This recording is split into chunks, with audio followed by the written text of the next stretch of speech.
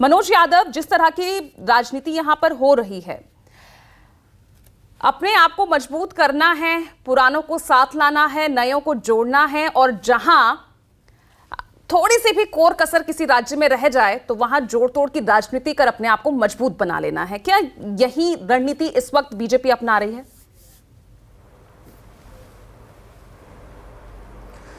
देखिए पूजा जी, ऐसा है कि भारतीय जनता पार्टी लगातार अपने गठबंधन के साथियों के साथ खड़ी रही है। आपने देखा होगा कि 2014 हो, जब 2019 हो, किस तरह से हमारे पूर्ण बहुमत में हम आने के बावजूद भी हमने अपने साथियों को सम्मानजनक तरीके से उनको मंत्रिमंडल में स्थान दिया। और भारतीय जनता पार्टी की जो अभी एनडीए की जो बैठक हो रही है वो एक सामान्य बैठक है जो लगातार हमेशा होती है, सत्र से पहले होती है, तो इसमें कोई अतिशयोक्ति नहीं है और इसमें कोई बड़ी खबर मुझे लगती नहीं है। लेकिन इतना जरूर है कि एक तरफ वो लोग हैं भारतीय जनता पार्टी के नेतृत्व में, माननीय नरेंद्र मोदी जी के नेतृत्व में जो एनडीए चल रहा है, जो देश को प्रथम मानता है, दल से ऊपर जो जिनके लिए राष्ट्र है, और लगातार विकास का रथ माननीय नरेंद्र मोदी जी के नेतृत्व में 9 साल में चल रहा है। एक तरफ वो लोग हैं जो कुनबा की राजनीति करते हैं, परिवार बचाओ राजनीति करते हैं। आपने देखा होगा कि किस तरह से सो कॉल्ड जो ये डेमोक्रेसी के डिफेंडर नहीं थे, ये लोकतंत्र के डिफेंडर नहीं है, ये संविधान के डिफेंडर नहीं है, ये कुनबा के डिफेंडर है। आपने देखा होगा कुनबा बचाने के लिए किस तरह से पटना में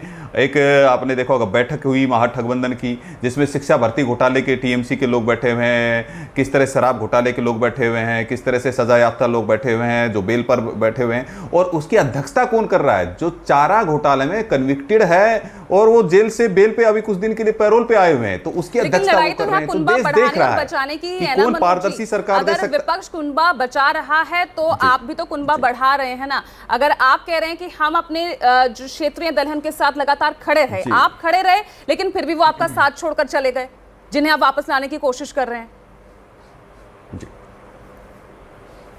देखिए, एक अगर माननीय नरेंद्र मोदी जी के नेतृत्व को स्वीकार करके, अगर उनमें विश्वास जता करके अगर कोई आना चाहता है तो उनका स्वागत है। लेकिन मैं कह रहा हूं कि ये जितने लोग हैं, चाहे आरजेडी हो, समाजवादी पार्टी हो, चाहे कांग्रेस पार्टी हो, तो वो लोग हैं जो केवल अपने परिवार को बचाने की लड़ाई लड़ रहे हैं, अपनी कुर्सी को बचाने की लड़ाई लड़ रहे हैं, अपने अस्तित्व की लड़ाई लड़ रहे हैं, ना तो जनता के लिए लड़ रहे हैं, ना देश के लिए लड़ रहे हैं। आप ये बताइए कि ये जो इकट्ठा हुए लालू प्रसाद यादव जी उसकी अध्यक्षता कर रहे हैं उस कार्यक्रम की, मतलब जो जेल से अभी पैरोल पर है। तो ये बताइए कि अलीबाबा 40 चोर की जो गैंग होती है उस तरह का प्रतीत नहीं होता है क्या?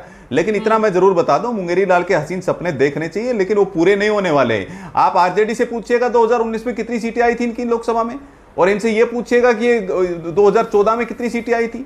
जहां तक महाराष्ट्र की अगर बात करते हैं तो महाराष्ट्र में किस तरह से कांग्रेस पार्टी के पास एक ही सीट है, और जिस अभी तो एनसीपी की भी टूटन हो गई है, किस तरह से टूट के चली। पुत्र मोह और पुत्री मोह के अंदर किस तरह से ये प्राइवेट लिमिटेड कंपनियां, परिवारवादी वंशवादी जो पार्टियां टूट रही है, बिखर रही है, और जनता देख रही है कि किसकी साख मजबूत है, कौन पारदर्शी सरकार दे सकता है, कौन विकास दे सकता है, और कौन जनता जनार्दन को ध्यान रख सकता है, और पंक्ति के अंतिम छोर में जो खड़े हुए हैं उनकी कोई चिंता कर सकता है, तो माननीय नरेंद्र मोदी जी है और भारतीय जनता पार्टी की जो विचारधारा है। लेकिन एक बात मैं स्पष्ट कर दूं कि जिस तरह से ये हो हल्ला मच रहा है कि ये कुनबा बढ़ रहा है, कुनबा बढ़ रहा है, कुनबा कुछ नहीं बढ़ रहा है। हाँ। कुछ लोगों का, चंद लोगों का, जो भ्रष्टाचारी है, जो ठगबंधन के सिरमौर रहे हैं, जो सजा याफ्ता लोग हैं, वो लोग अपने अस्तित्व को बचाने के लिए लगातार रहे। एक कहावत है, कहीं की ईंट कहीं का रोड़ा, भानुमति ने कुनबा जोड़ा। तो ये वो एक पंक्ति इन पर चरितार्थ होती है, और कुछ से कुछ बहुत बड़ा मैसेज नहीं जाने वाला है।